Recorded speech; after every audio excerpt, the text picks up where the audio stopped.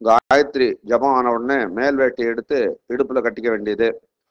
இடுப்புல கட்டினுட்டு பிராணாயாமம் பண்ணணும்.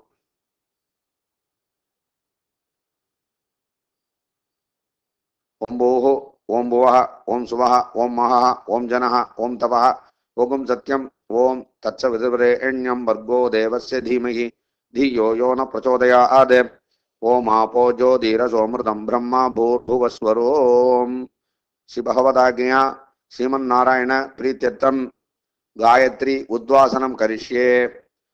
उत्तम इति अनुवागस्य वामदेव ऋषिः अनुट्टुप् छन्दः गायत्री देवता गायत्री उद्वासने विनियोगः कयकुपिण्डे उत्तमे शिखरे देवी भूम्यां पर्वतमूर्धनि ब्राह्मणेभ्यः हेनिज्ञानं गच्छदेवी यदा सुखम என்று ஜபித்துவிட்டு எழுந்திருந்து சேவித்து அபிவாதி பண்ண வேண்டியது. இத்தோட காயத்ரி ஜபம் முடிஞ்சது.